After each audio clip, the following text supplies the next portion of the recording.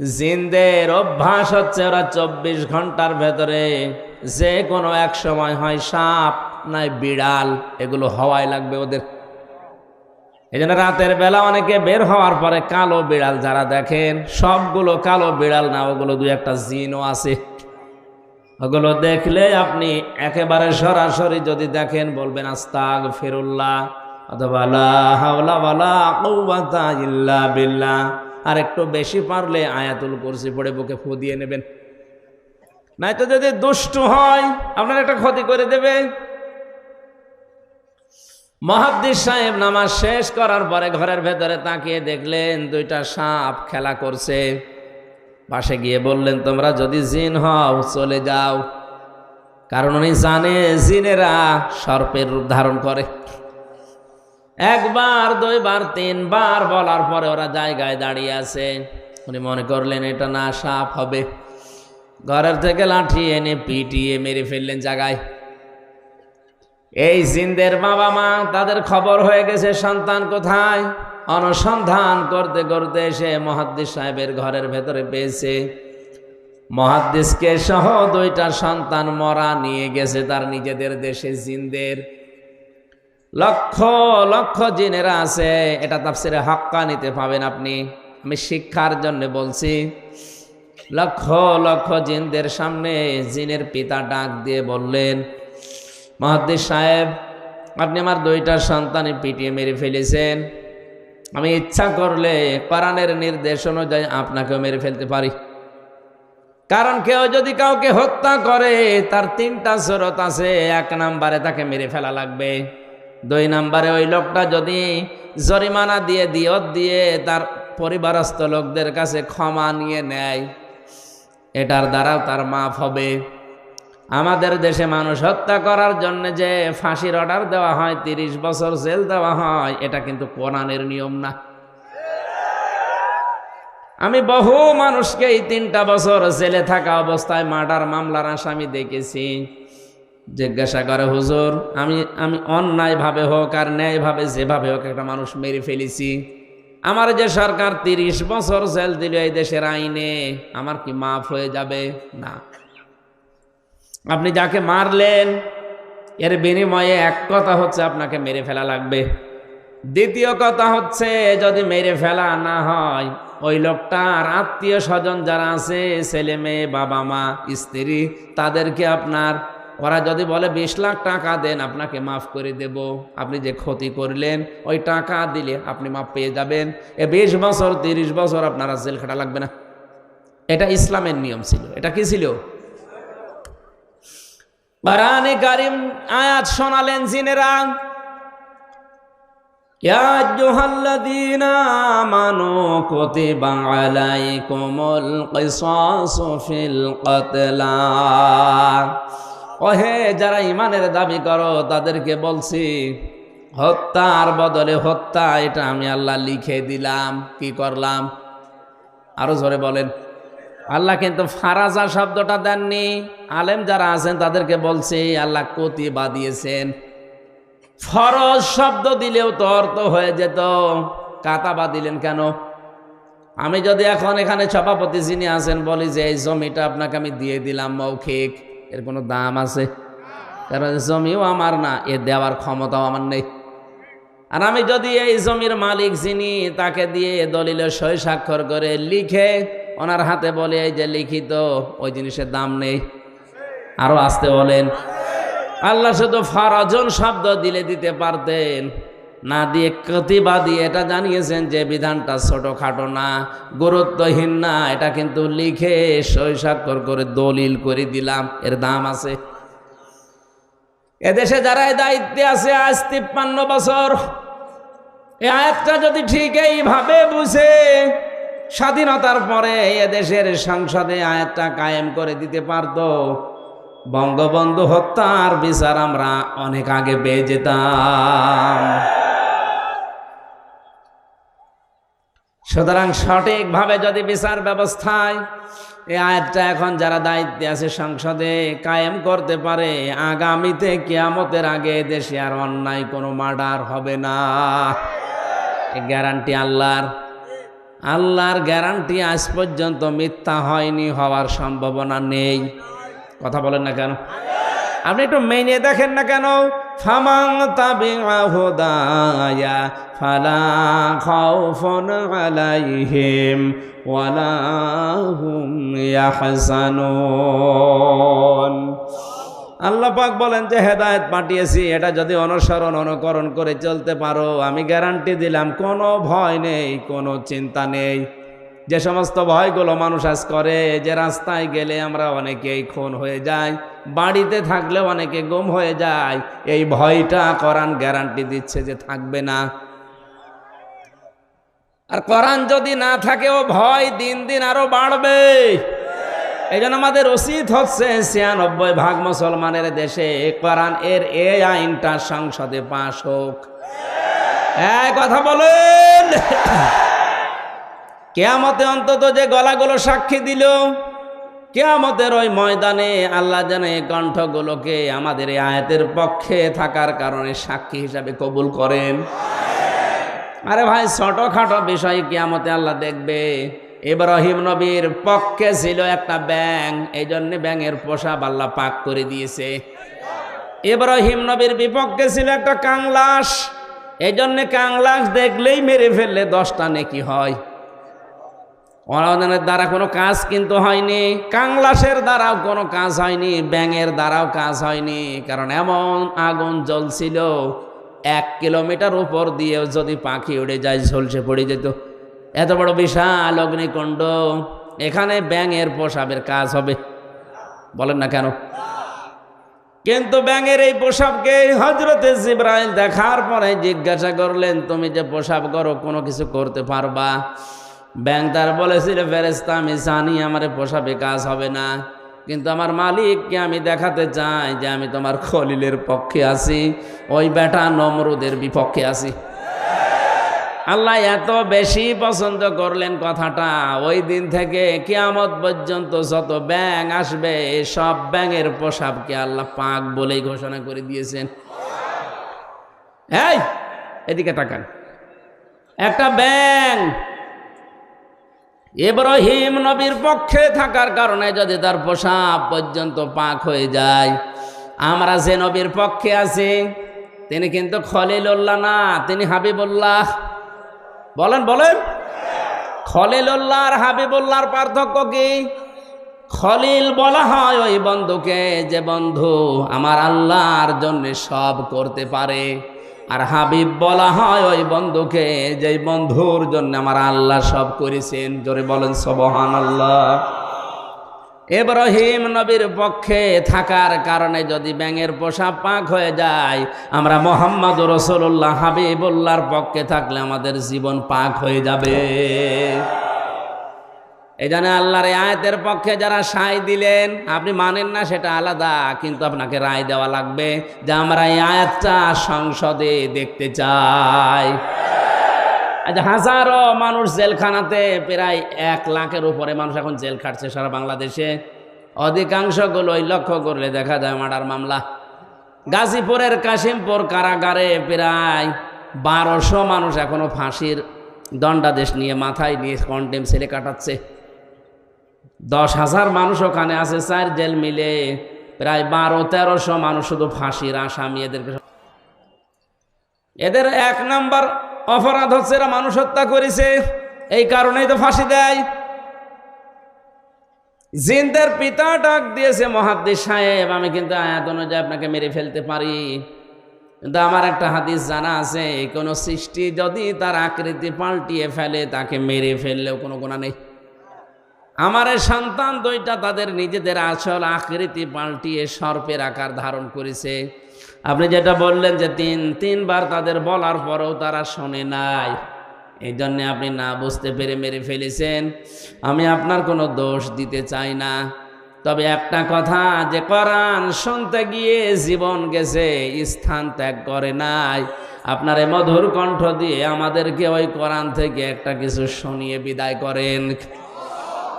মুহাদ্দিস শাহ ওয়ালিউল্লাহ দেহলভী রহমতুল্লাহ আলাইহি তার মধুর কণ্ঠ দিয়ে কোরআনের সবচাইতে সুন্দর সূরা যেটা সূরা রহমান তেলাওয়াত করে শোনালেন, আর রহমানু আল্লামাল কোরআন খলাকাল ইনসানা আল্লামাহুল বায়ান।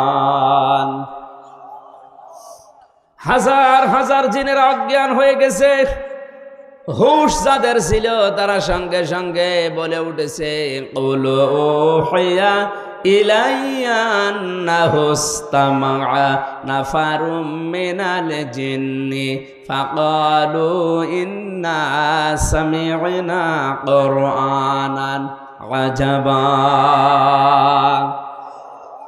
তারা বলেছে অবশ্যই যে ওহী শুনলাম এটা আশ্চর্য কোরআন। শব্দের দিকে খেয়াল করেন, ইয়াহদি ইলার রুশদি ফাআমান্না বি। এই এদিকে তাকান, ইয়াহদি ইলার রুশদি ফাআমান্না বি। যে কয় মিনিটে আমরা কোরআন শুনেছি, এ কোরআন আমাদেরকে হেদায়েতের পথ বলে দিয়েছে। আপনি মনে হয় বুঝতে পারেননি, জেনেরা কোরআন শুনেছিল কয়দিন?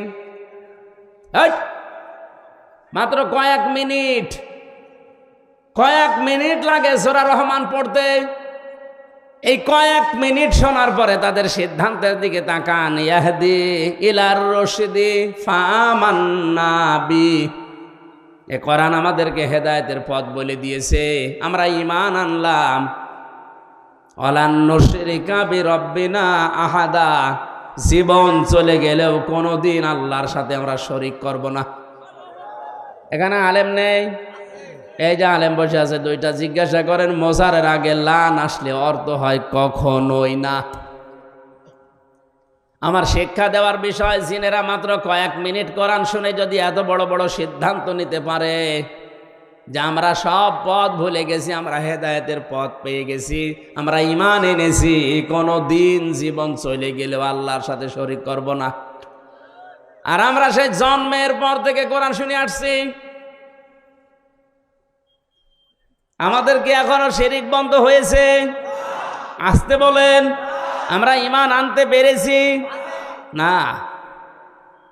অনেকেই আমরা জানি যে অজু করলে অজু ভেঙে যায় 7টা কারণে, নামাজ পড়লে নামাজ ভেঙে যায় 19টা কারণে।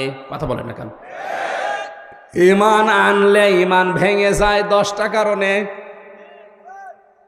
এখানে যত মানুষ বসে আছে, শুধু বিজ্ঞ আলেমগুলো বাদ দিয়ে যদি জিজ্ঞাসা করা হয়, ভালো ভালো মুসল্লি পর্যন্ত বলতে পারবে না যে ঈমান ভাঙার যে 10টা কারণ। পারবে না? ওর মনে নেই। ঈমানও ভেঙে যায়, মানুষের আমলও ভেঙে যায়। এখন যদি বলেন আমলের আবার হাত পা আছে নাকি ভেঙে যায়? হ্যাঁ, আমল ভাঙে। আমল কিভাবে ভাঙে আমি বলবো।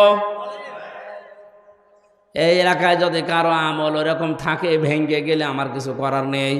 আল্লাযীনা কাফারু ওয়া সাদ্দু আন সাবিলিল্লাহি আযাল্লা আমালাহুম। সূরা মুহাম্মাদের প্রথম আয়াতে আল্লাহ জানিয়েছেন, যারা কুফরি করে আর যারা আল্লাহর পথে বাধা সৃষ্টি করে, আযাল্লা ইউদিল্লু বাবে ইফআল, বাংলা অর্থ দাঁড়িয়েছে আমলের বহুবচন আমাল। কোন মানুষ যদি কুফরি করে আর আল্লাহর পথে বাধা সৃষ্টি করে, সে যেভাবে হোক ওর জীবনের পেছনের আমল আল্লাহ সব নষ্ট করে দিয়েছে, ভেঙে ফেলেছে। এ কোরআন শুনতে আসবে মানুষ আল্লাহর পথে না শয়তানের পথে? আরো জোরে বলেন। মাওলানা আমিনুলকে এছাড়াই বাধা দিয়েছে। আমি সজ্ঞানে স্বেচ্ছায় একেবারে বাস্তবতার সাথে মিলিয়ে কোরআন সামনে নিয়ে বলছি, আপনি নামাজ পড়তে পারেন, পাগড়ি মাথায় দিতে পারেন, হজ করতে পারেন, কোরআন অনুষ্ঠান চালু হবে বাধা দেওয়ার জন্য যারাই বিভিন্ন কায়দায় চেষ্টা করেছেন, আপনার আমল ভেঙে গেছে। কোন হুজুর নিয়ে আসবেন? এবার নিয়ে আসেন। যদি মনে করেন না বানিয়ে বলছি, সূরা হুজুরাতের 2 নম্বর আয়াতের ব্যাখ্যা আছে। বিশ্ব নবীর উপরে যদি কেউ কথা বলে তাহলে তার আমল আল্লাহ নষ্ট করে দেয়, অথচ লোকটা জানেও না যে আমার আমল নষ্ট হয়ে গেল কি করে। লা তারফাউ আসওয়াতাকুম ফাওকা সাওতিন নাবিয়্যি ওয়া লা তাজহারু লাহু বিল কওলি কাজহারি বা'দিকুম লিবা'দিন আন তাহবাতা আমালুকুম ওয়া আনতুম লা তাশউরুন। কোন ইমানদার যদি নবীর উপরে কণ্ঠ দিয়ে উচ্চ আওয়াজে কথা বলে, হে নবী আপনি জানিয়ে দেন তার আমল আর নেই, সব নষ্ট হয়ে গেছে। এই আয়াত আমি বানালাম। কাবা এখনো পর্যন্ত মসজিদে নববীতে নবীজির রওজার উপরে এটা স্বর্ণের অক্ষর দিয়ে লেখা আছে। আপনি বলেন তো এখানে নবী আসছে কিয়ামত পর্যন্ত দুনিয়ায় আসবে? আরো জোরে বলেন বলেন। তো নবী তো আসবে না কিয়ামত পর্যন্ত, এই আয়াতটা আল্লাহ কোরআনে দিল কেন? আবার তারফাউ মোজারে দিয়েছেন, এই কারণেই দিয়েছেন বর্তমান ভবিষ্যৎ প্রেজেন্ট ফিউচার। কারণ কিয়ামত পর্যন্ত নবী আসবে না, নবীর ওয়ারিস আলেমরা আসবে। মাওলানা আমিনুল যাই হোক, ওনারে নিয়ে অনেক সমালোচনা আমিও শুনেছি হোক, কিন্তু নামের আগে তো আলেম লিখা আছে। কথা বলেন না কেন? আপনি এটা অস্বীকার করতে পারবেন যে উনি কামেল পাস করেনি? অন্তত এই দেশের শিক্ষা ব্যবস্থা অনুযায়ী উনি তো আলেম, এই দেশে সবাই জানে মাওলানা আমিনুল সিরির বন্দরের আলেম। আপনি যাই করেন না কেন, উনি তো আর গানের অনুষ্ঠান দেয়নি যে আপনি বন্ধ করে দেবেন।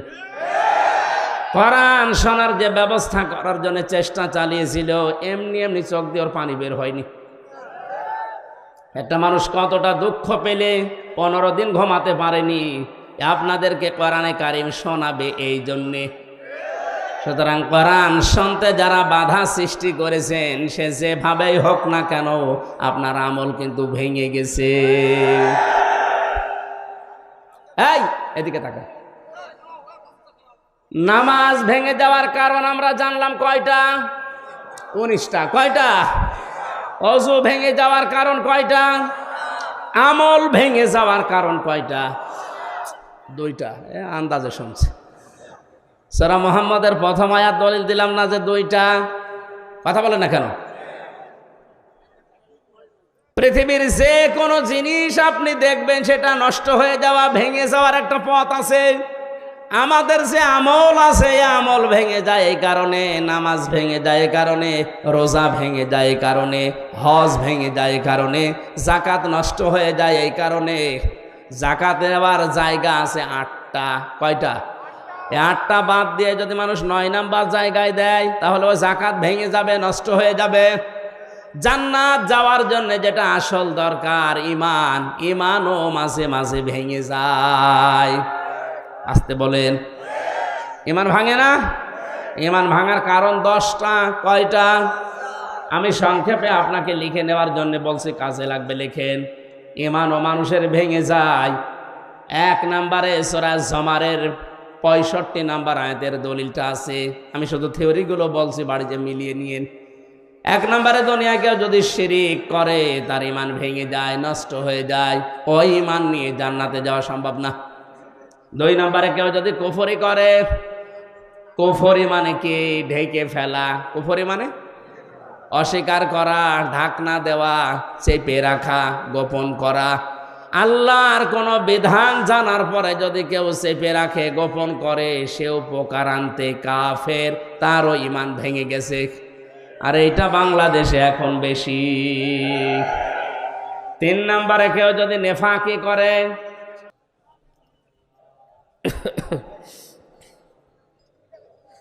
দাও খোদা দাও আমায় আবার ওমার দারাজ দিল, দাওয়ালির মতো বীর সেনানি জাগাতে নিখিল,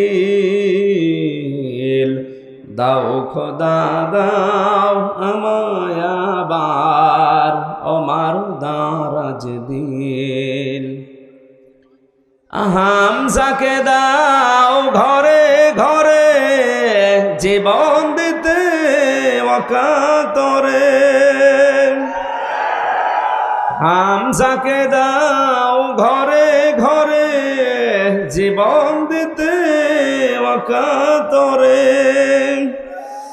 আবার কাবা ভাঙতে এলে পাঠাও আবাবিল, দাও খোদা দাও আমায় আবার ওমার দারাজ দিল। সচ্চা ঈমান দিয়ে পাঠাও শত সাহাবা,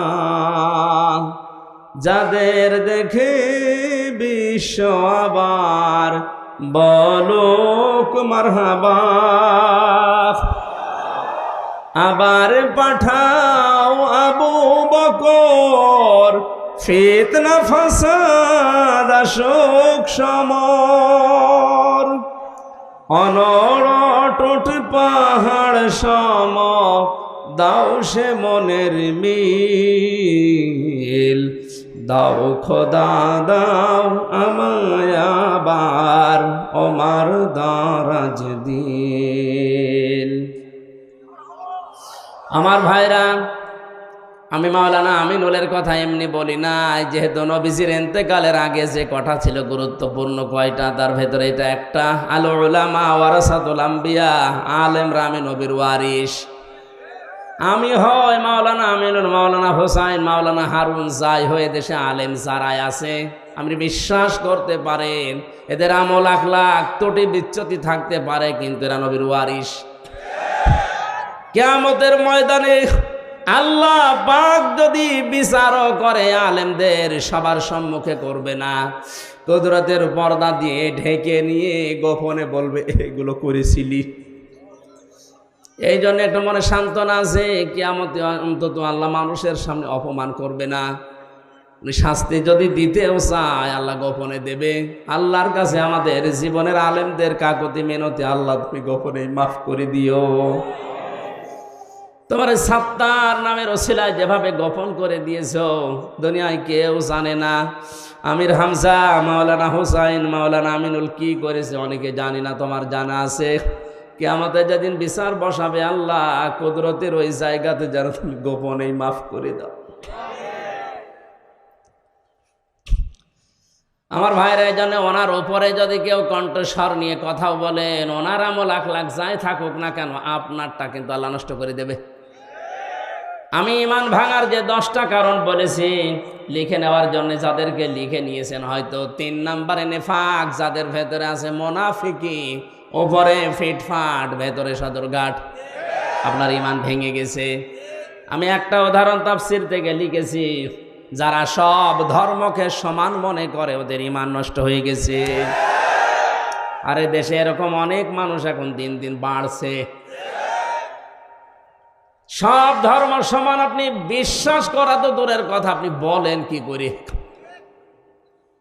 যে দলিলগুলো আপনি দেন যে লাকুম দীনুকুম ওয়ালিয়া দিন, লা ইকরাহা ফিদ্দিন, এই আয়াতের অর্থ আপনি নিজেই ভুল করছেন, নিজেই উল্টাপাল্টা করে ঈমান হারাচ্ছেন, মানুষকেও হারাতে বাধ্য করছেন।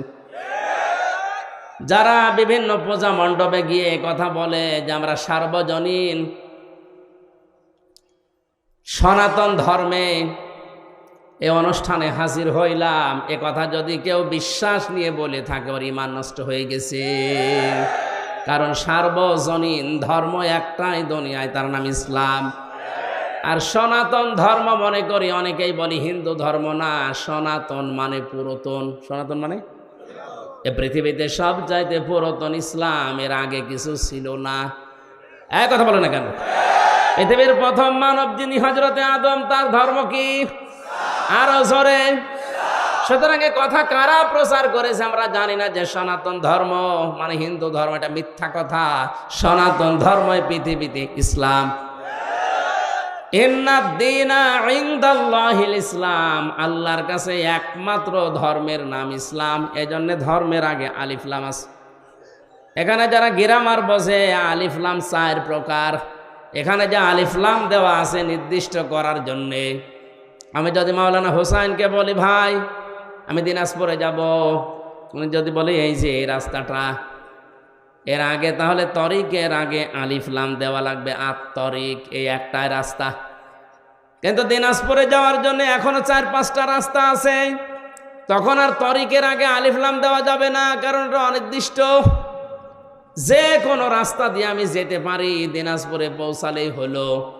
কিন্তু কোন রাস্তা দিয়ে দিনাজপুরে গেলে আপনি পাবেন না, শুধু এই রাস্তাটা ছাড়া। তখন তরিক বা রাস্তার আগে কি লাগবে? আলিফ লাম কি লাগবে? যত ধর্ম দুনিয়ায় আছে সব ধর্মের ব্যাপারে আল্লাহর বক্তব্য এই, সবগুলো শয়তানের আবিষ্কার করা, আমি আল্লাহর আবিষ্কার করা ইসলাম। আমাইয়াবতাগি গায়রাল ইসলামি দীনান ফালা ইকবালা মিনহু। ইসলাম বাদ দিয়ে অন্য কোনো ধর্ম নিয়ে, অন্য কোনো জীবন ব্যবস্থা নিয়ে কেউ যদি আল্লাহকে রাজি করতে চায়, ওর জীবনের কোনো কিছু আল্লাহ কবুল করছে না, করবে না। তাহলে আয়াতগুলো দ্বারা কি প্রমাণ হয়? সব ধর্ম সমান? আরো জোরে। অনেকে এখন ফতোয়া বের করছে যে আমরা উদারতা দেখাতে গিয়ে বলি আপনি কি আল্লাহর চাইতে বেশি উদার? আশা করছে এটা যারা ভুল বুঝে হোক আর জেনে শুনে হোক ষড়যন্ত্র করে বলছেন, আপনার ঈমান ভেঙে গেছে। 4 নম্বরে, নবী ছাড়া যারা অন্য কারো আদর্শ ভালো মনে করে। কয়েকদিন আগে একটা জরিপ পেয়েছিলাম, এদেশে বিশ্ব নবীকে একমাত্র আদর্শ মেনে চলে মাত্র 100 জনের 15 জন। তাহলে এই যে পয়েন্টগুলো আমি কোরআন থেকে হাদিস থেকে লিখেছি, প্রত্যেকটার পেছনে হায়াতের দলিল আছে। আমি দলিলগুলো লম্বা করে বলতে পারছি না, শুধু আমার সাবজেক্টে যাব। তাই যারা আজ বিশ্ব নবী বাদ দিয়ে অন্য কাউকে আদর্শ মানে, তাদের সংখ্যা এই দেশে 85 জন। কত? আর একমাত্র যারা বিশ্ব নবীকে উসওয়াতুন হাসানা মানে, ওদের সংখ্যা মাত্র 15 জন। আপনি হিসাব করে বলেন, আমরা খালি চিল্লাই যে দেশে 96% মুসলমান। হ্যাঁ, মুসলমান আছে, ওই আদমশুমারিতে আছে, আর ওই আগা কাটা আছে। অনেকেই ভাবে যে আগা কেটে দিলেই মুসলমান। ছাগল কি? ছাগলের তো দিয়ে, ছাগলের দেয় না। না, ভুল যারা করছেন আপনাকে সংশোধনী দিলাম, আশা করছে আপনার বিবেক খুলবে। এরপরেও যদি আপনি একেবারে সে আবু জেহেলের মতো অনড় হয়ে থাকেন, আমার মনে হয় আপনার হেদায়েত কপালে আর নেই। 5 নম্বরে, আল্লাহর বিধান যাদের ভালো লাগে না, এটা সূরা মুহাম্মদের 9 নম্বর আয়াতে আছে। এদেশে এখন নেই। একই আল্লাহর বিধান কোরআনে কারিমে আকিমুস সালাত খুব আদায় করছে, আতুজ যাকাত খুব দিয়ে দিচ্ছে, কিন্তু একই আল্লাহর বিধান আকিমুদ্দিন, দিন কায়েম করো, ওয়ালা তাতাফাররাকু ফি, এই বিষয়ে কোনো ফতোয়াবাজি করো না। এখানে ওর খবর নেই। দিনটা যে কায়েম করা ফরজ নামাজের মতো, রোজার মতো, অনেকেই জানেও না ও মানেও না। অথচ পৃথিবীতে যত নবী এসেছিলেন, আমি আলেমদের বলছি, প্রত্যেকটা নবীর শরীয়তে কম বেশি কোনো মাসলা মাসাইল নিয়ে একটু ঝামেলা ছিল। হয়তো অনেক নবীর সাথে আমাদের নবীরটা মেলেনি। যেমন হযরতে মুসা আলাইহিস সালামের জামানায় কারো শরীরে যদি লাপাক লেগে যেত, ওই জায়গাটা এরকম মুছে ফেললেই হয়ে যেত। হযরতে ঈসা নবীর জামানায় একটু কঠিন ছিল, কোনো জায়গায় নাপাক লেগে গেল চামড়া খুশিয়ে খুশিয়ে তুলে ফেলে লেগে লাগতো। আল্লাহ পাক কঠিনটাও দেননি, একেবারে সহজটাও দেননি, আমাদের মাঝামাঝি শরীয়ত দিয়েছেন যে চামড়াও তোলা লাগবে না, আবার মুছে ফেললেও হবে না, 3 বার ধুয়ে ফেলা লাগবে। হ্যাঁ, এই যে মাসলা মাসালে হয়তো বিভিন্ন নিয়ম নীতি নিয়ে মতপার্থক্য ছিল, কিন্তু আদম থেকে শুরু করে আমাদের নবী পর্যন্ত প্রত্যেকের মিশন একটাই ছিল, আনাকিমুদ্দিন ওয়ালা তাতাফাররাকু ফি। নামাজ যেভাবে কায়েম করো, রোজা যেভাবে ফরজ মনে করে করো, দিন কায়েম করা কিন্তু ঠিক ওই রকম ফরজ। আর এই বিষয়ে কোনো পার্থক্য, মত পার্থক্য, ফতোয়াবাজি, দলাদলি চলবে না। আর যত দলাদলি মত পার্থক্য সব এই জায়গায় এসে, এদেশে মানুষ যত তার চাইতে দল বেশি। এটা মিথ্যা কথা। কারণ এমনও লোক আছে 1 জন 2 3 দল করে, যখন যে দল উনি ওই দলের কর্মী, যেদিকে বৃষ্টি পড়ে ওইদিকে ছাতা ধরে, এরকম মানুষ আছে না নেই? আল্লাহর কোন বিধানকে আপনি যদি খারাপ মনে করেন, হ্যাঁ আপনার বুঝে আসছে না, সেটা আলাদা কথা বলছেন। আল্লাহর বিধানকে খারাপ মনে করলে ঈমান নষ্ট হয়ে যায়, ভেঙে যায়, ব্যর্থ হয়ে যায়। 6 নম্বরে, দিনের কোন বিধানকে নিয়ে কেউ যদি কটাক্ষ করে, উপহাস করে, মর্যাদা দিতে না চায়। এটা আজ দিন দিন বাড়ছে। আল্লাহর বিভিন্ন বিধান নিয়ে মানে তো না, আরো কটাক্ষ করে, আরো উপহাস করে উড়িয়ে দেয়। আমি একটা উদাহরণ দিচ্ছি আল্লাহর কোরআন থেকে, একটু খেয়াল করে শোনেন। কোরআনের কোন আয়াত বোঝার জন্য কেউ যদি চেষ্টা করে, তার কিন্তু 500 রাকাত নফল নামাজের সওয়াব হয়। ইন্নাল্লাযীনা কাযযাবু বিআয়াতিনা ওয়াস্তাকবারু আনহা লা তুফাত্তাহু লাহুম আবওয়াবুস সামা ওয়া লা ইয়াদখুলুনাল জান্নাহ। আল্লাহ পাক বলেন, হে নবী, নিশ্চয় যারা আমি আল্লাহর আয়াতকে অবিশ্বাস করে, মিথ্যা মনে করে, আর যখন আমার আয়াত দিয়ে ওয়াজ করা হয়, তাফসির করা হয়, ব্যাখ্যা করা হয়, সতর্ক করা হয়, ও মানুষ সতর্ক না হয়ে অহংকার করে আরো উঠে চলে যায়। ওয়াস্তাকবারু আনহা, ইস্তেকবার করে, অহংকার করে, দাম্ভিকতা দেখিয়ে মুখ ফিরিয়ে চলে যায়। লা তুফাত্তাহু লাহুম, তোফাত্তাহু মোজারে, বর্তমান, ভবিষ্যৎ, প্রেজেন্ট, ফিউচার, তার জন্য খোলা হচ্ছে না, হবে না। আবওয়াবুস সামা, বাবের বহু বচন আবওয়াব, বাব মানে দরজা, আবওয়াব মানে দরজা সমূহ, সামা মানে আকাশ, আকাশের একটা দরজাও তার জন্য খোলা হচ্ছে না, হবেও না। এতটুকু আল্লাহ শেষ করেননি, পরবর্তী কথা আরো কঠিন। ওয়ালা ইয়াদখুলুনাল জান্নাহ, ওরা জান্নাতে যাচ্ছে না, যাবে না।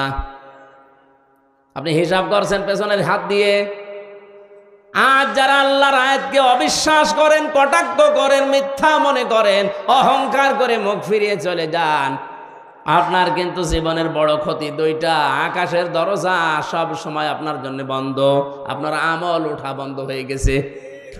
2 নাম্বার, আপনি জান্নাতে কোনোদিন যাচ্ছেন না, যাবেনও না।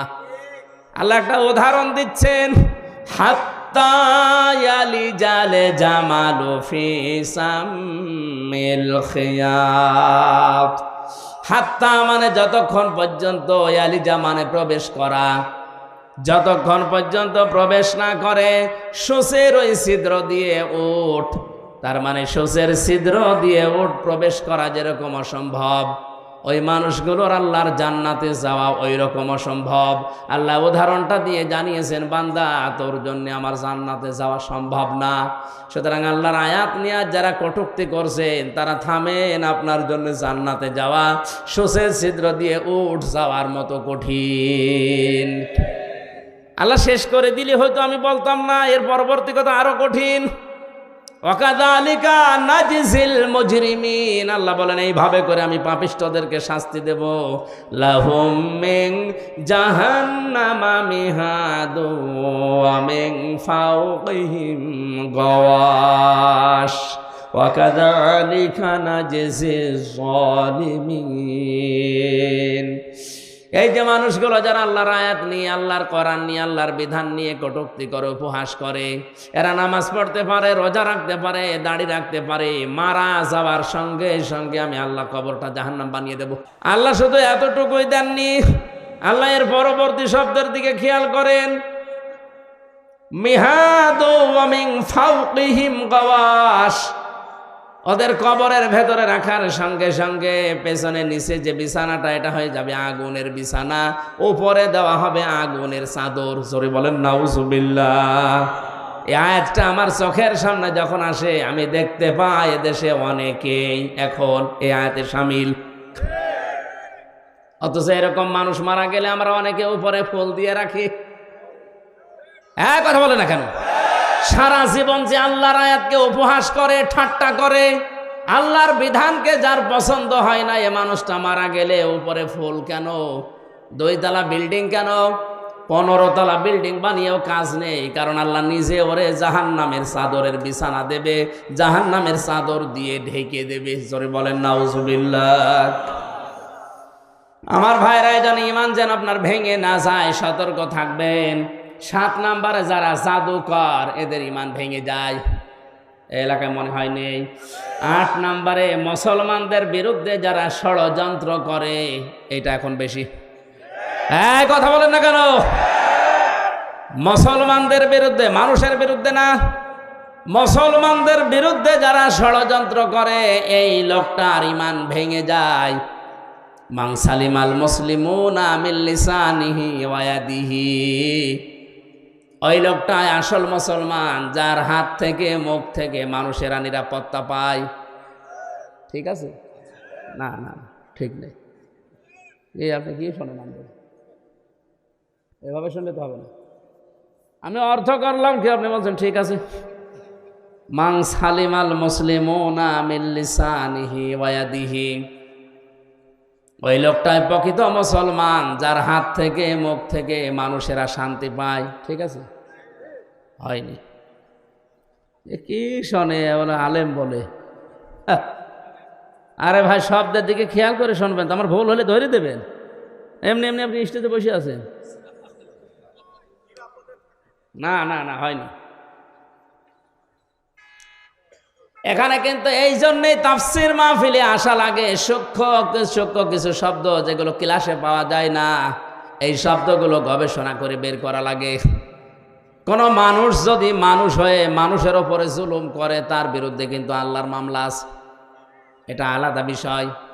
সূরা শুরার 42 নম্বর আয়াতে আল্লাহ দলিল দিয়েছেন, ইন্নামাস সাবিলু আলাল্লাযিনা ইয়াজলিমুনান নাস।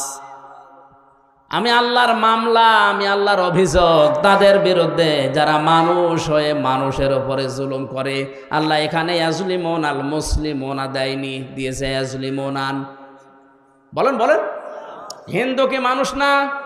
খ্রিস্টান, ইহুদি? তাহলে মানুষ পদবাচ্যে যারা বিবেচিত, সে যে ধর্মের হোক, ওর ওপরে কেউ যদি জুলুম করে, তার অধিকার নষ্ট করে, তার বিরুদ্ধে মামলা কার? এটা আলাদা বিষয়। কিন্তু এখানে আল্লাহর নবী নাস শব্দ দেননি, দিয়েছেন মুসলিমুনা। কি দিয়েছেন?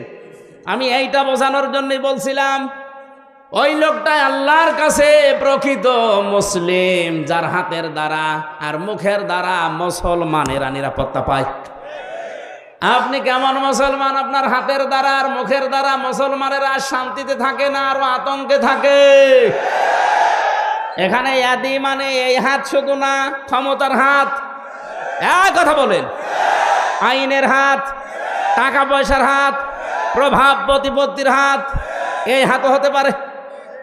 এক একটা শব্দের প্রায় 33টার উপরে অর্থ আছে, সর্বনিম্ন 33টা, উপরে 99টা। যেখানে যেই শব্দটা খাটবে, অ্যাপ্রোপ্রিয়েট হবে, ওইটা ওই জায়গায় আপনাকে লাগানো লাগবে। এই জন্য তাফসীর করতে গেলে এক শব্দের একাধিক অর্থ আপনার জানা থাকতে হয়, না একটা শব্দের একটা অর্থ জেনে যদি শুরু করতে চান, আপনি উলটপালট করে ফেলবেন। কোরআনে কারিমে আল্লাহ দরবা দিয়েছেন, দরবা মানে মারা। দরবা মানে কি? আমাদের সে মিজান মন সাহেবে পড়িয়েছে, দরবা মানে আঘাত করা, দরবা মানে মারা। অথচ তাফসীরের ভাষায় 33টার উপরে শব্দ আছে। দরবা মানে দৃষ্টান্ত দেওয়া, দরবা মানে সফর করা। আমার সবগুলো এখন মনে নেই, আমার যতটুকু আয়ত্ত আছে আমি মিলাতে পারি কোরআন পড়তে গেলে, যে এই জায়গায় দৃষ্টান্ত হবে, এই জায়গায় সফর করা হবে, এই জায়গায় মারা হবে। আমি যদি ওই মারাটাই জেনে রাখতাম, অর্থ করতে পারতাম। আল্লাহ পাক এখানে মুসলিমুনা শব্দ নাস না দিয়ে নবীজি কেন দিয়েছেন? এদন শব্দ দিয়ে শুধু এই হাত আমরা বুঝি ক্ষমতার হাতের দ্বারা, আইনের হাতের দ্বারা। যারা মুসলমানদেরকে শান্তিতে থাকতে দেয় না, এরা মুসলমান না। প্রভাব প্রতিপত্তি আছে এলাকায়, টাকা পয়সার মালিক, এই কারণে তাদের এই টাকা পয়সার যে হাত আছে, প্রভাব প্রতিপত্তির হাত আছে, এই হাতের দ্বারাও অনেক মুসলমান আজ শান্তিতে নেই। অনেক মুসলমানের প্রভাব প্রতিপত্তি আছে, জোর করে মসজিদের সভাপতি হয়ে বসে আছে, না দিলে আবার রাগ করে। এটা একটু বেশি হয়ে গেল। হ্যাঁ, মসজিদের সভাপতি হওয়ার জন্য কমপক্ষে 5টা গুণ লাগে। কয়টা? না ভাই, আমার এই ওয়াজ করার দরকার নেই। অনেক সভাপতি শেষে বলবো আমার দরকার নেই, আমি ছেড়ে দিলাম, তোরা চাল আগা যা। আপনি ছেড়ে দিলেও অসুবিধা নেই। এখন যারা সংসদ সদস্য কয়েকদিন আগে থেকে আওয়াজ তুলেছে, বাংলাদেশেও কলকাতার মমতার মতো এই দেশে ইমাম আর মুয়াজ্জিনদের সরকারিভাবে বেতন দেওয়া লাগবে। এই দাবির পক্ষে আমাদের এই সংসদ সদস্য যিনি পিরোজপুরের, উনি বলেছে, তার পক্ষে আছে না নেই?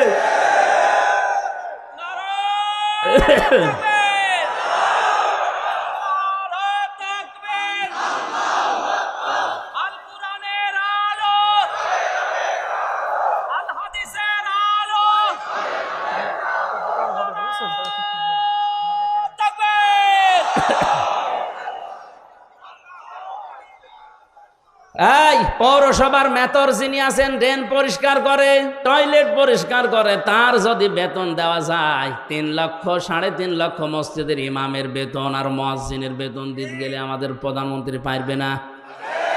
564টা মডেল মসজিদ বানিয়েছে, এখানে যদি বেতন দিতে পারে ইমাম মুয়াজ্জিনের, 3.5 লাখ মসজিদের ইমাম মুয়াজ্জিনের বেতনও দিতে পারবে। সে কলিজা তার আছে, কথা বলছে না কেন? তার কলিজা না থাকলে 10.5 লাখ 12 লাখের উপরে, তাকান কত মানুষকে আশ্রয় দিয়েছে।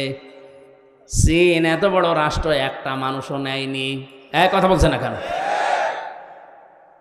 আর সমালোচনা আলোচনা তার বিরুদ্ধে পক্ষে বিপক্ষে আছে, কিন্তু তার কয়েকটা কাজ কিন্তু খুব ভালো। বিশেষ করে একটি খামার একটি বাড়ি, এই প্রকল্পের মাধ্যমে অনেকে আজ একটা কর্মজীবন পেয়েছে, একটা মাথা গোজার ঠাঁই পেয়েছে। প্রধানমন্ত্রীর জীবনে কিছুই যদি আল্লাহর ভালো না লাগে, এই কাজটা ভালো হবে, কারণ এটা কোরআনে কারিমের সূরা মুদ্দাসসির থেকে নেওয়া।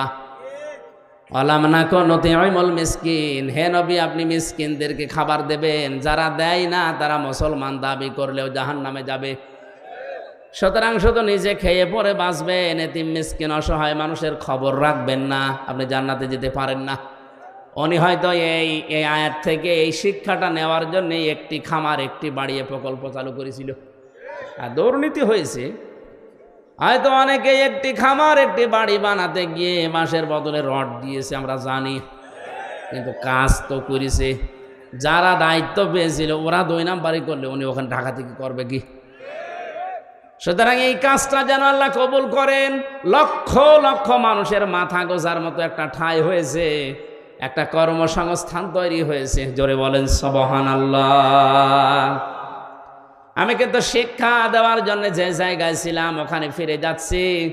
যে মানুষগুলো কাউকে মুসলমানদের বিরুদ্ধে ষড়যন্ত্রে লাগিয়ে দেয়, এই লোকটার মুসলমান থাকে না, ইমান ভেঙে যায়। 9 নম্বরে কাউকে যদি কেউ ইসলামের ঊর্ধ্বে মনে করে, ওর ইমান নষ্ট হয়ে যায়। আমি এই শব্দটা আর বলবো না। কাউকে আপনি ইসলামের ঊর্ধ্বে মনে করতে পারবেন না, এমনকি নবীজিও না। কারণ নবীজি ইসলামের প্রচারক ছিলেন, ইসলামের খাদেম ছিলেন।